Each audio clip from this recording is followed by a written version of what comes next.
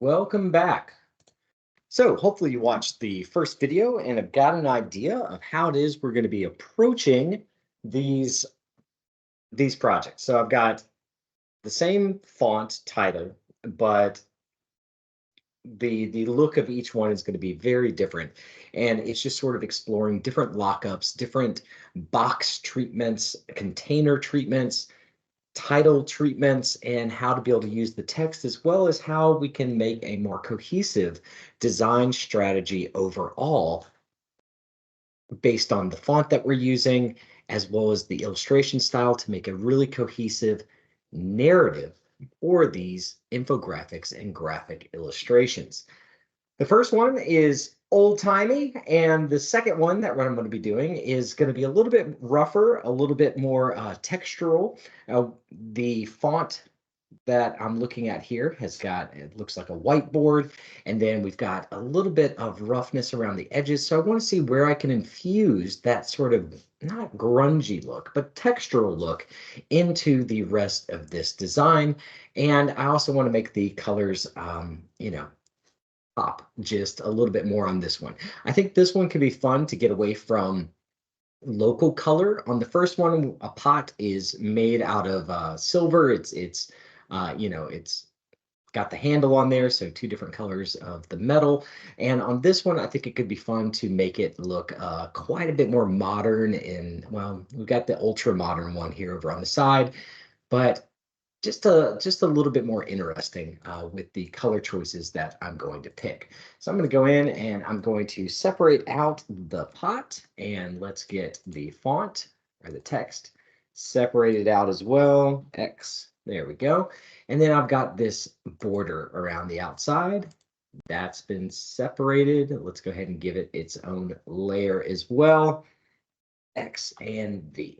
So the idea here is that this applies to the infographics. This design system that I'm working with here can be implemented. It doesn't have to be a tall rectangle. It can be, a perfect square, a long rectangle, anything that you want. But it's really talking about how all these little elements, right, from the box to the font treatment, the way you're doing the illustrations to the embellishments around the boxes, all start to link up and work together to create one cohesive whole.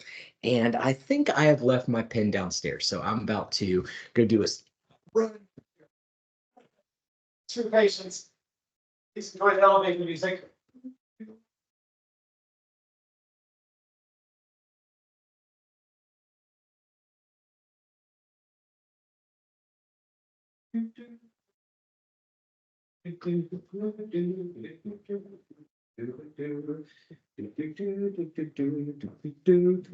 And back. Okay. So for this next one, I'm going to go ahead and I'm going to get the text placed in there, and I think that's going to help give us a lot more information. So I'm going to use the same sort of text lockup. We've got about the same amount of space as I did on the previous one. Excuse me. And let's go ahead and drop that text into this section. All right. So we want my body font to match with the text a little bit, but to still be readable. I can't stress that enough. That's one of the most important parts, excuse me, of all this. So that is a nice clean font. There we go. That's pretty readable. We've got no real demo font. Yeah, I think that's got some pretty good contrast to it. Because it's a demo font, you can see that it's got some odd characters on the inside of it, but this may as well be lorem ipsum for what it is that we're doing. Okay, that's a little bit bolder. It's a little bit more readable. No, we're still getting the weird characters inside of there. So that one's lacking readability. That one, italicized fonts are a little bit funky to read. Like that one. And I'm looking for some kind of relationship, right, to the title font where it says the pot.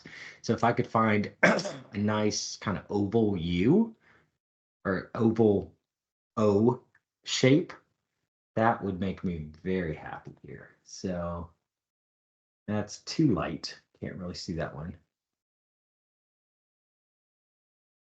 That's the book. Let's go medium. There we go. So that's pretty readable. I don't like having the taller there. I don't think it needs to be. Let's go with 18, like the rest of them. There it is.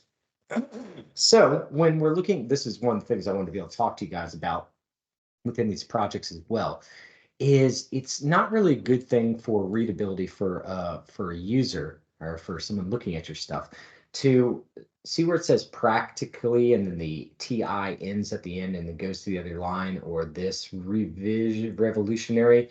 It's breaking the readability whenever you have these. And if you have two of them, you should rarely ever have this within body copy. So this is what the cleanup for that looks like. I'm holding down Shift and hitting Enter. And now all of a sudden, we're just about there. But now I've got establishment, which is a huge word that's broken in two down at the very end. So what is my solution? I'm starting from the top and working my way down. I'm going to go ahead and hit and towards the bottom. Okay, so now we've got two words down on the end. Let's get it, boils and cooks, and revolutionaries all on one word. And now we're down at the very end. This revolutionary metal composite is the chef's kiss in every Parisian establishment. And here's the solution. Add a little bit more text to it. And fine kitchen. All right. So now we don't have something called a widow down at the very end, but we're missing Parisians. Let's see if we can't open that up just a little bit more. Nope. And let's try bringing it over to revolutionary. We need that on that line. This revolutionary is the chef's kiss in every, let's try another word, single, there, Parisian establishment and fine kitchen. There we go.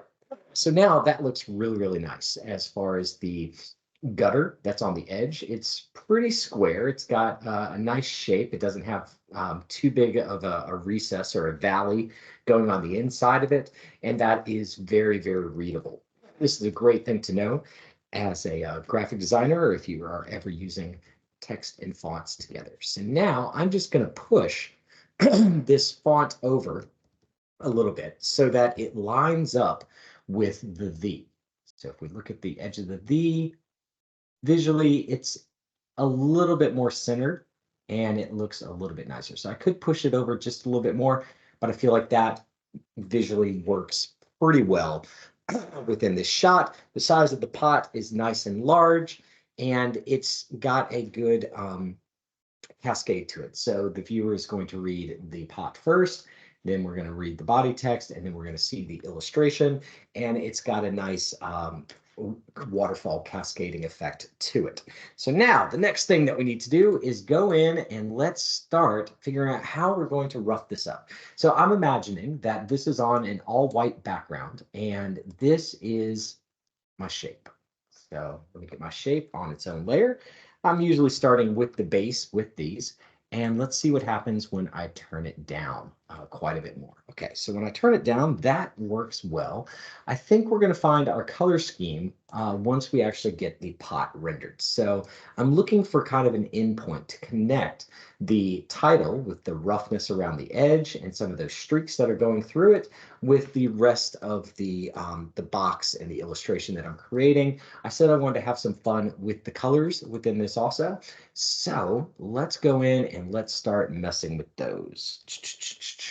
All right, so I'm just using my lasso to be able to select it, put it on its own layer, and now I'm going to start rendering out the inside of this box. So that is the color that I'm using. It's almost like this super light green. If I added some saturation to it, I think that we can still keep, and I'm glad that it's related to the yellows.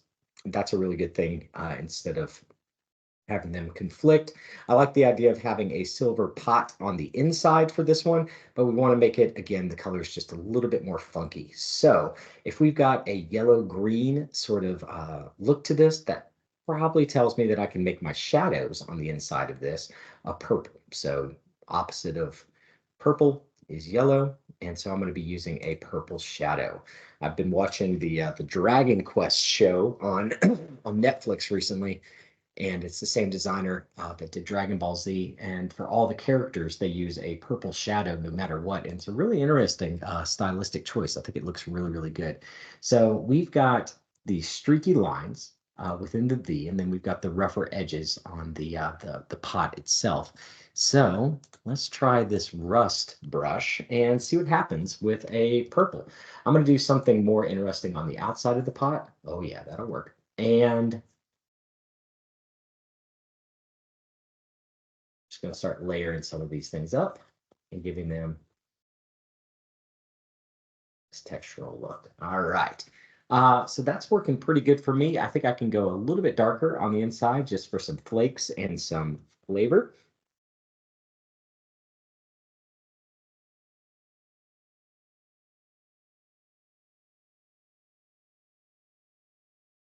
There we go. That's feeling pretty good with the purple. We've got the red going on in there. And now let's do a highlight. And for my highlight, I want to bring it back up into those super saturated greens.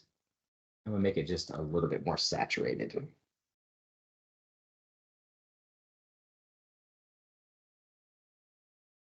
Yeah, so that's giving me the roughness that I'm looking for on this design. We're going to give it just a little bit of a light outline around the top of the pot.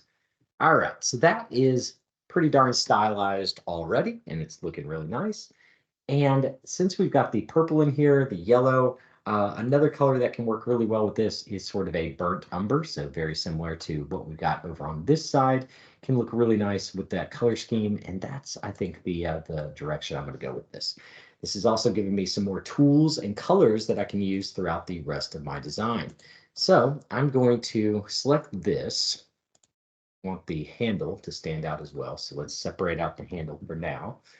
And right below that, I've got the pot itself. So for the pot, let's pretend that the exterior of the pot is a red hot color. And for my base color here, I could just go a little bit darker. That's somewhat interesting, but because it's red, I can go with a green. So let's go with this.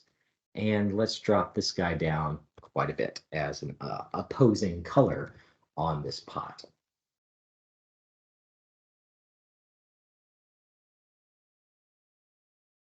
So this brush is doing a lot of the work for me, which is really, really great.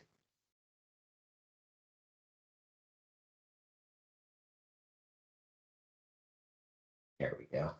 Wow, what a strange looking pot this is turning into. And now I've got a little bit of a highlight that I can create right around the rim.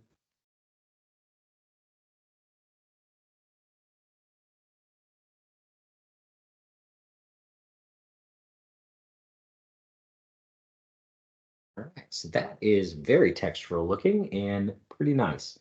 Then I'm going to just push up my highlight on the orange in this space just a little bit more. So this looks like, totally a really expensive pot that you would buy in like Soho, New York or something like that now at like some one-off kitchen brand where they only have 3 items in the entire place. There we go. And add a little bit of a highlight just opposing that rim.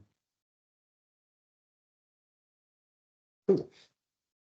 Now that is still a pot, but it feels totally modern art-esque now. So for the handle, we're going to tone things down just a little bit. I've got a nice dark gray here that I was using before.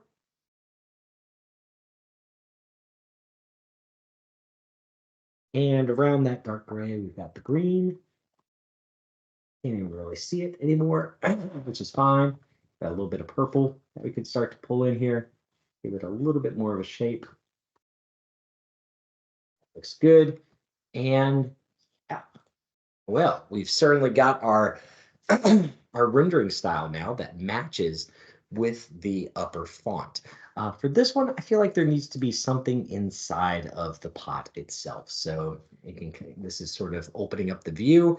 What did we say before that we were going to have some eggs boiling for this one? I think was the idea. So let's see what we can do with this color scheme to mimic water without having to paint the water blue. Again, this is all about getting, there we go, outside of, give some splashes, get a little bit of a rim here. We don't totally lose it.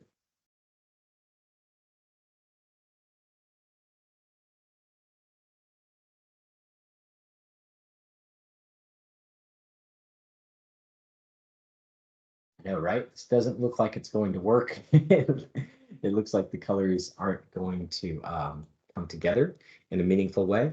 But I think that's kind of the cool part, and the lesson that hopefully you can get from this is,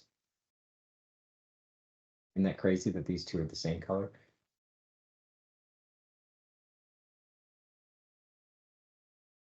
Let's give it some paint splashes. Just the water splashing out, a few more of those. And then the last thing I want to do is add the eggs on the inside.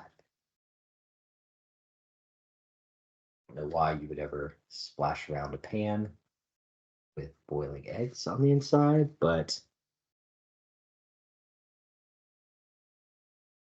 again, a little bit of a base to the eggs. Bit of an egg sticking out there, giving it a little bit of an outline. Show the shape. Okay, and on those eggs, let's give them a shadow.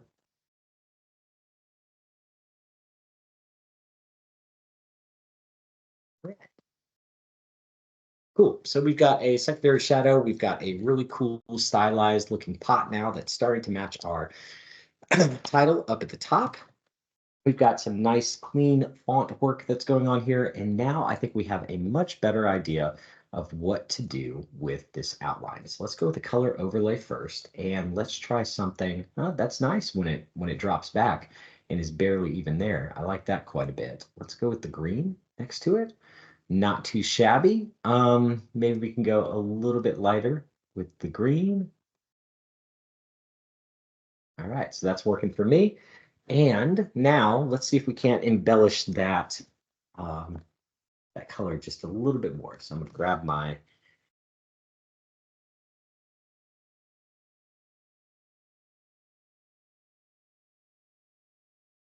there we go. I'm just drawing over it very, very loosely, very quickly, just to be able to rough up the edges just a little bit here and give it a little bit more texture. Yeah. So now we've connected the border with the illustration style that we're starting to develop, which is looking really nice. And now we've got this font treatment as well, which we're going to want to do something with. And I'm just holding down the control. It isn't a text anymore because I imported it from Illustrator, and I'm just selecting all the lettering. So maybe the first thing that I want to do here is just double click it and get a base color overlay. I like the dark purple. Okay, the pot. And now I've got my layers selected. So I'm going to start dropping in, yeah, some of that orange going on through it. We've got the V up at the top, but let's go in and let's just have some fun and pick a side and sticking to that with the lettering. There we go. Okay. So that looks pretty good. Giving it a little bit more color, we can probably do that same outline treatment that we did around the edge. So I'm going to just go a little bit along the edge here.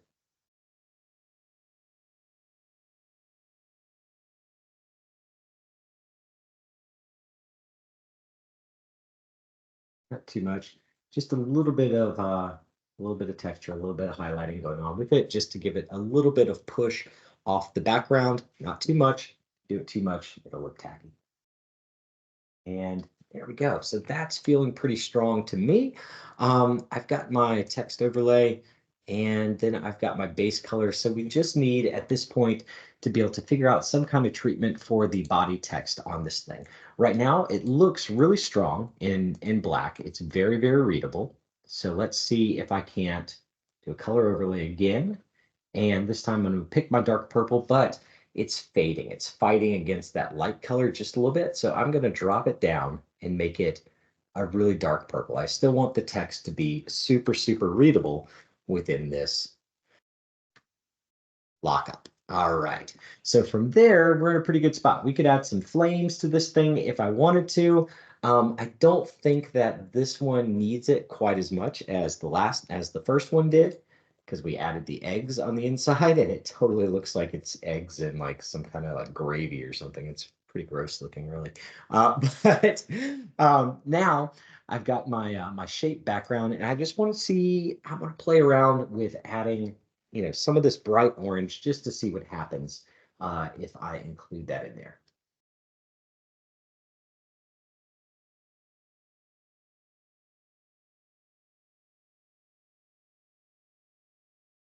Okay, cool. That feels good to me, but it's cutting through the text and hurting the readability. So let's get,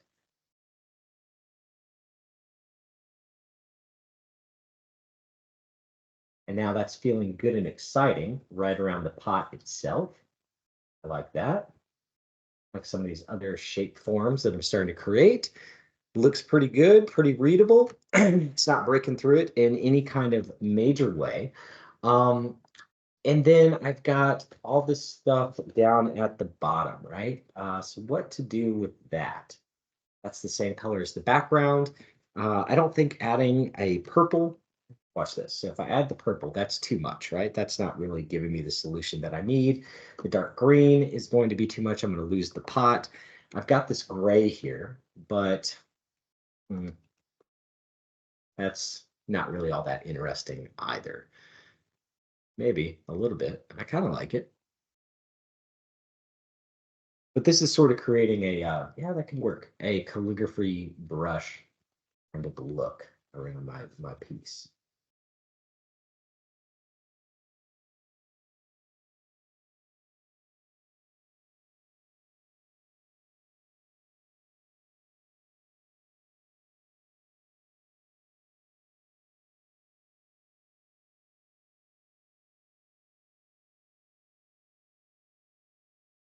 All right, let's off click it and see how it looks. So right now with that, I like it. It's got some good energy. I think that the text is very readable. The font, or sorry, the title is not really standing out as much as I would like for it to anymore. So that's kind of getting lost a little bit in the background, and I want it to show up a little bit more. So what are some options for things that I can do?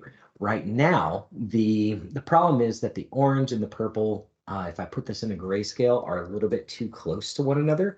So let's go in and I'm going to use my dodge tool now. And what I want to do is just subtly lighten things up.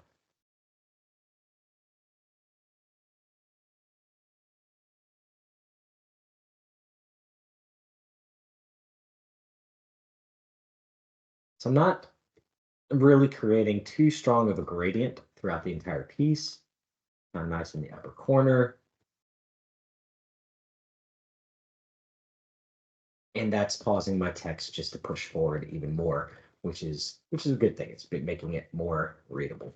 And so we're getting more saturated over there. That's looking really nice. It is looking a little bit airbrushy on the font itself. So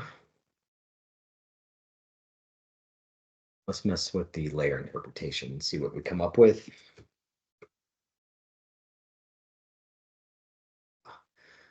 It's kind of cool.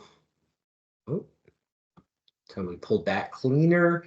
What I'm doing right now is looking at the navigator over here on the right-hand side of my screen, and I can see that that looks really clean from afar. So if this gives me a chance to be able to see all the white space on the screen itself, and that little bit of texture in there isn't shouting too much. It's not demanding too much attention, and Yeah, that might be the look that we're gonna go with. That's a color burn on there. Let's try some other ones. And again, I'm gonna keep my eyes on the navigator over on the right-hand side so I can get an idea of how this looks over the entire screen. The yellow, and it's a little messy. The pink in there, it's kind of nice. Yeah, a little bit too busy. The white ain't half bad. Hard light looks pretty good to me. Yeah, I think the color burn is where it's at. That's the cleanest looking one. So there we go. Welcome to Olive Garden. That is what we have inadvertently created here. You can also, I think that's enough for this one, right? So we've got a lot of really crazy texture that's going on the inside. If we want to add any type of embellishment around the text just to make it pop and stand out, we're kind of letting the texture that I'm painting in the background do that itself. And when I look at it small over here in the navigator, I feel like it all feels pretty balanced and pretty altogether clean with the layout. So that is a super interesting example of how to pull together the fonts. Or man, let's just go for it. Let's just try something else real quick. All right, so what I'm gonna do is I'm gonna grab the super dark purple. I might end up making it even more purple. All right, so this is not readable at all. And what I'm thinking here, here's my crazy idea, is that we've got these shapes that are kind of spilling off.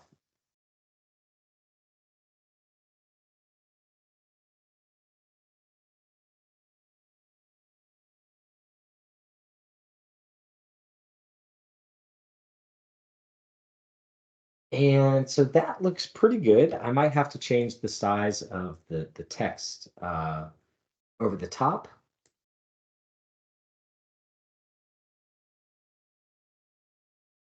Change the color overlay to our white color. Changing the scale so that this is not pressed up so much against the edges. And we're always thinking about that breathing space. And now let's grab the pot. These three layers. When I selected all the black before.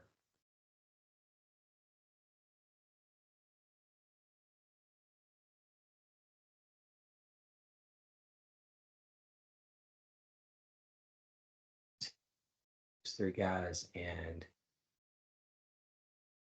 stretch it just a little bit. Okay, so there we go. Now we've got our super painterly, artistic splatter paint happening. I think when we look at it in,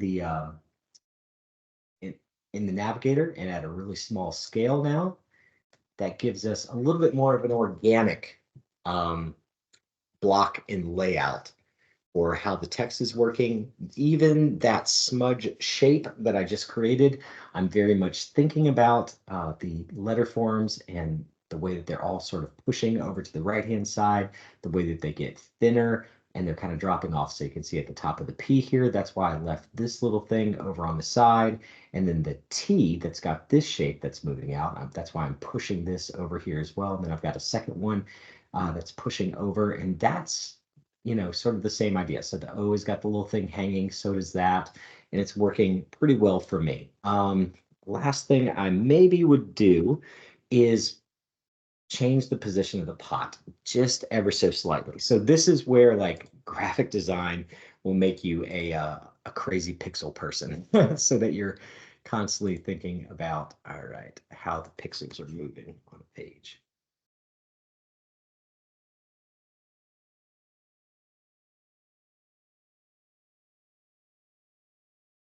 All right, breathability. Yeah, there we go. is there. And that makes all the difference in the world, just giving it a little bit more space. And now, you move one thing, another thing needs to get moved. So this guy can be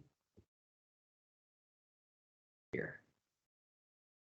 Nice. All righty. Yeah, that looks really, really strong to me. I think that again, it's a very different way to draw a pot that you might not think of at first. So on the left-hand side, we have something that is extremely structural that we've created with all the embellishments around the outside of it that's related to the font. The illustration is related to the font and the overall design style and motif for it. And then finally, at the very end, we've got our super ultra modern um, font treatment. I've got Behance open up here, and let's see if we can't go to web design and find something that's going to help us. Help me explain to you guys, oh, come on, buddy, what it is that we're looking for here. So,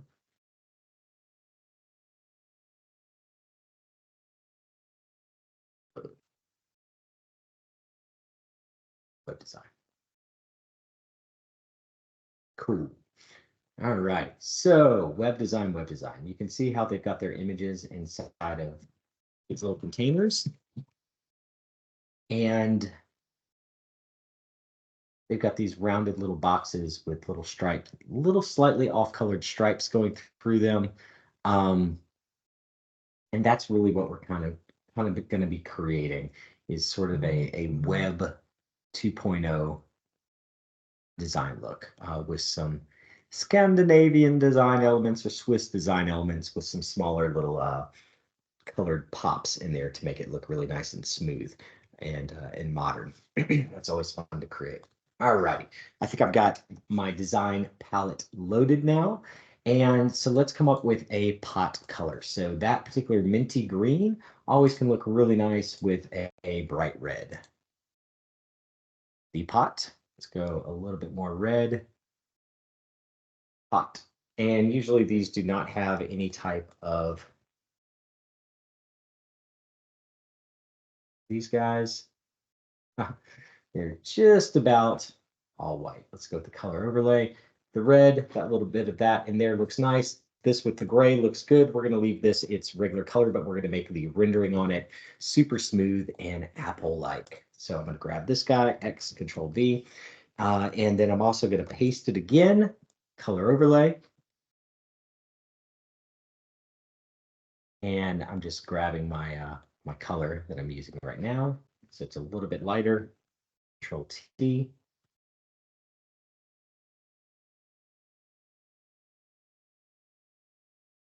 There we go. And we got the top of my pot. So I'm going to rasterize this color right now and rasterize the layer style. From there, again, we've got some water that we can put on the inside of this pot. But now we've got two different sections to go in and render. So let's make this look really, really nice with the way that we're rendering it. A lot of times with these modern renders, we should see some of these pretty quickly. So we've got these sort of abstract balls. They've got a really black shadow on them. We've also got this sort of soap bubble look that's been really popular over the past couple years.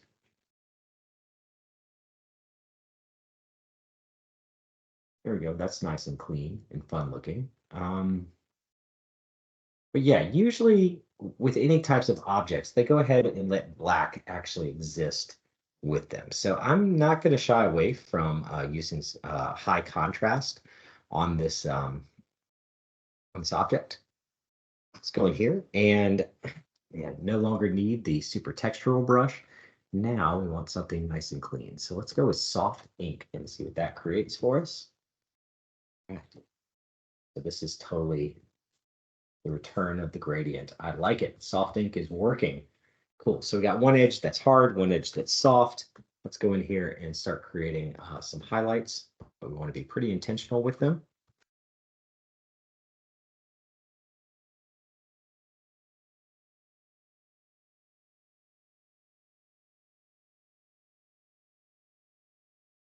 All right, so that's looking good so far. final highlight. Let's go just a little bit lighter here.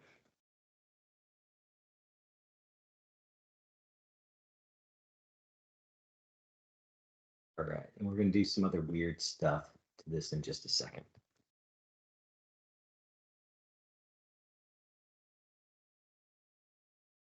All right, so that's looking nice, but let's see if we can take it a little bit further. So soft ink, filing that one away in the back of my brain is a really good color for what it is that we're creating. And now I'm going to bring my opacity down to like 34%. There we go. So that little extra detail, adding a gradient over the top of everything that we just created, very much in the modern style. Okay, so we got our pattern, we've got our top of our lid, and then we've got the interior of the lid. So the interior of the lid, we are going to do the exact same thing with. Again, let's not shy away from our darker colors. Still using that airbrush. 34%. And we've got a super bright highlight over here on the side. My lightest color that I've introduced so far. Add in there. That's looking good. This would be where I would add like brush sheet metal texture and bend it around the inside. But for the sake of this demo, I'm not going to make you guys watch me do that. And now we've got the lid of our pot to be able to go in and create a more unique texture with as well. So there's my lid. That's on the layer below. And same deal that you've seen me do on these previous posts or these previous ones. I'm going to add the rim light to it, but I'm just connecting this down here a little bit more, add a little bit more contrast. It's subtle, it's not a whole lot of it, but it should help us out pretty well. And now let's see if I can't get inner glow, normal opacity. Yep, edge. And we want my super bright highlight color. There it is. All right, let's bring that size down.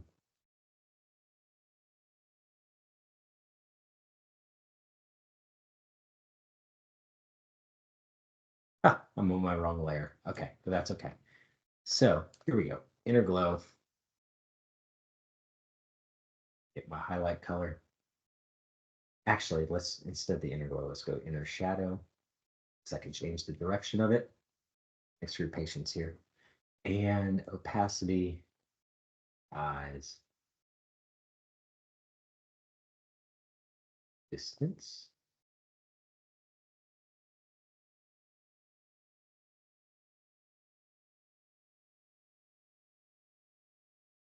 There it goes. All right, a little bit of it. See if we can get this inner shadow going down towards the bottom. That's the top, bottom.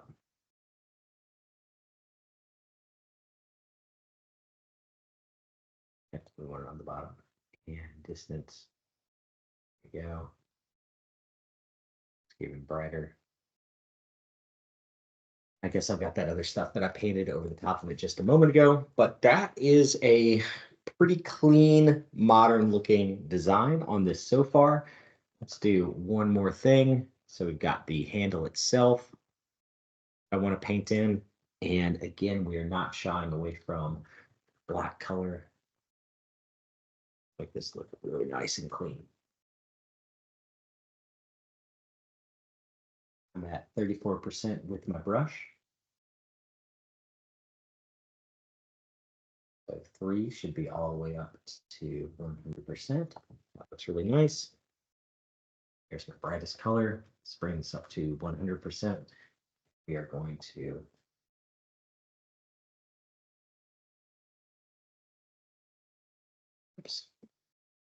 make a nice clean line. Here we go. Nice. And then where that terminates, I'm going to bring it straight down to the bottom of my pot. Looking pretty good. Let's clean up the transition just a little bit more. There we go. That looks nice. And now we have ultra modern pot design that's going in there. That looks like something you'd pay a lot of money for. Um, and if we want to add something to the interior of the pot, I certainly can. This is another good one to maybe do some stylized steam on, or some other stuff. But let's play with the colors for now. So we've got this guy, and this is one of those where we can add some fire to the pot. Modern design sensibilities for the past couple years have been these sort of nonsensical gradients that really don't make a whole lot of sense. That is a super green, so we're just gonna go a little bit forward towards the yellow. Turn down the opacity so this is softer.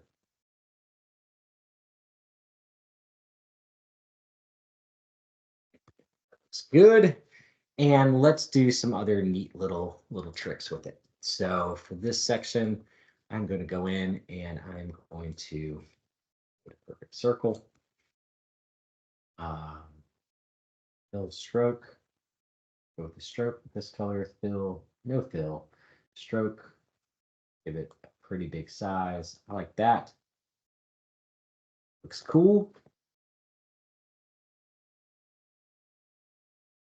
All right, so that's like our red hot oven that's going on. And now I just need to scale this thing so that it matches my funky shape that I've got created.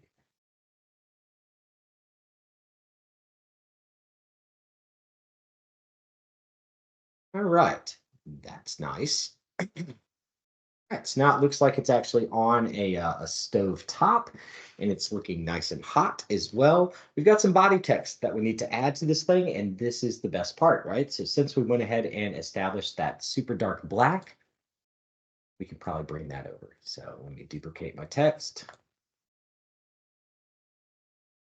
Can't see it at all. Color overlay. And there we go. All right. So for this one, this body text that we've been using before is now looking pretty cluttered. It's pretty tight within there. So how to be able to get that same amount of text when you have something that's splitting it right down the middle too, I would say bring it into two different bars. So let's get it here. Okay. So that's looking good. And let's do something, oops, text.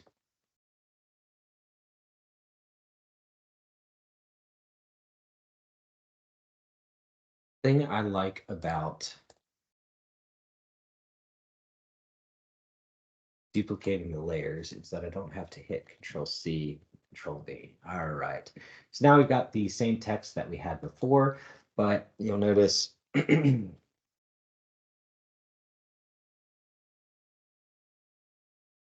I'm so glad Photoshop decided to add this in there. It's still kind of hard to get all these words within our piece. And we're also creating some really bad negative space on this. So for this one, the overall layout, you're going to need for it to be just a little bit cleaner. And I would say that you can just use a couple of words. Let's see what happens when we pull this off to the side. Okay. Now we've got something on the inside. It's saying something that can pair well with some type of little symbol that we might want to add over on the other side. And to give this a little bit of a perch or somewhere that it's hanging out at. See what we can find. Okay. Oops.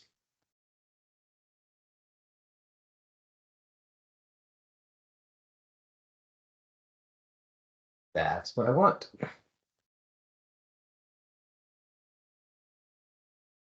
Is the shape.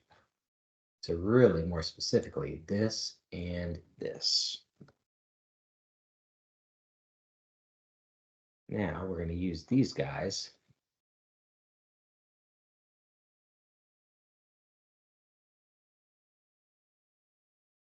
fill the text window and make it feel a little bit better.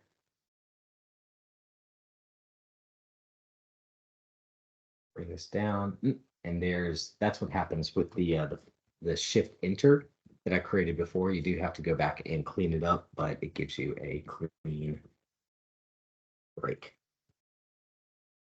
Perfect. So now our text is lined up a little bit better, and we've got something that looks like a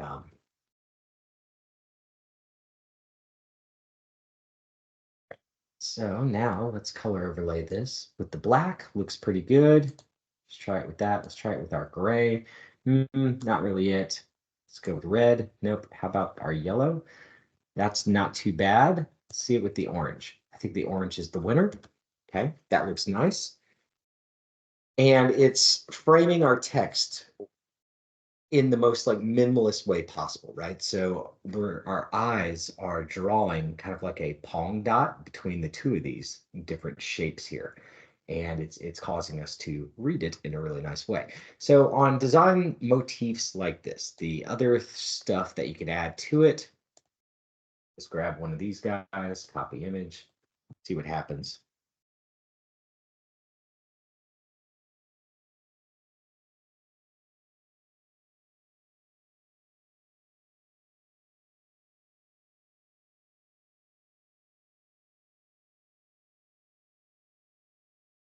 All right, so now I'm sort of framing the text just a little bit more with that shape over there.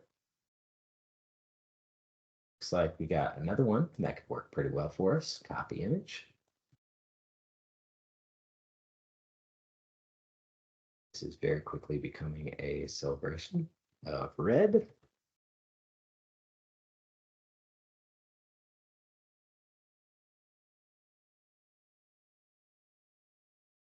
Make that guy really nice and small. Now we're starting to get somewhere with this, and gosh, that's kind of a cool shape as well. Let's use that one. Okay.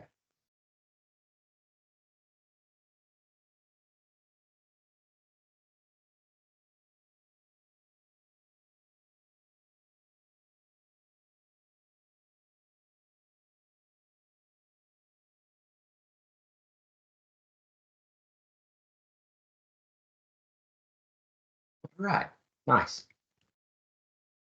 I like the cascading look that's going on here. We can maybe make this one just a little bit smaller. And let's see what happens if we change the color of the last one. The orange is okay. Let's try it with a little bit of that yellow. And I think that's exactly where I want to be. Okay. Yeah, so those are three very different and distinct styles that we've got going on here. Just to be able to give this a little bit more info over on the side. Grab my red. And let's create a shape, rectangle, fill, stroke, turned off. And we want to round it by 25. That'll give me a plenty round side. And we want that breathability. So I'm going to give it quite a bit of space over here on this side. These types of bars can help to frame things. You saw me use them over here on the left-hand side in a very successful way. And now we have got three totally different styles. For this last one here, the last thing that I want to do with it is, is duplicate this guy, color overlay, and oh, super yellow. Let's go with this green. And I'm going to put it underneath. Drop it down just a little bit, and let's blur it. Filter, blur, Gaussian blur. Too much. That's where I want it. And now I'm going to drop down the opacity, that shadow, a lot. Okay. And so that little tiny bit of drop shadow there is just helping to lift it up off the page just a little bit more. And yeah, that is a really nice, clean graphic design look. that's going on with the pot over on the right-hand side. Either one of all three of these are successful. They will work for your own projects. It's just sort of an interesting way to be able to go through and think about these designs. If there's anything else I was going to would do on this, I don't think I would make the pot logo look like it's embossed. Let's try it though, just to see. Bevel and emboss. See, it just gets a little bit too heavy. And I don't think it really needs it. I think it looks better when it's just nice and clean like that. And it looks like a really cool tag that you'd see in a modern clothing store. So yeah, three different looks. Again, any of these, once on the one on the far right-hand side, once I start to bring in these small little wingdings and create sort of a shape language, this really helps to inform how I would work my way through the rest of the infographic, right? So I established that these dots are something that I can continue to use, that I'm using gradient within this. My gradient isn't just a gradient. I'm going back and adding another color form over the top of it. I can use abstracted gradients down the bottom with the orange and the red. So that's a motif that I can continue to use. This is a great shape to be able to frame the text, to be able to help it stand apart and give it a little bit of interest. And then these other little color systems for these smaller shapes really work well to be able to to fill the space in some of your larger negative space. You don't want to overdo it. I think all three of these, yeah, they turned out well. They work. And when we look at them at a small level, they're pretty successful. So I hope that helps you guys think about how we can take something as basic and ubiquitous as a pot and pull together the styling on it so that it really matches with everything it is that we're creating within our graphic design choices and pieces that we're making, as well as adding those little flares of polish, such as the texture overlays, and we're really kind of thinking about what is pushing forward. How am I keeping the text very readable and very noticeable? Make sure that's there. How can I give a nice treatment to the font, or sorry, to the titles as well, and thinking about that body text so that it always has breathability and it doesn't feel too scrunched in within any of your pieces. Sorry, this is when you do this long enough, you start to see this stuff because creative directors plug you out. They end up pushing the pixels around quite a bit more. So you guys, that's all I've got for you tonight. I hope if you watched these two videos, they were useful and you're feeling confident about the infographics that you're creating now. I can't wait to see what you come up with. And yeah, you guys have a good rest of your evening.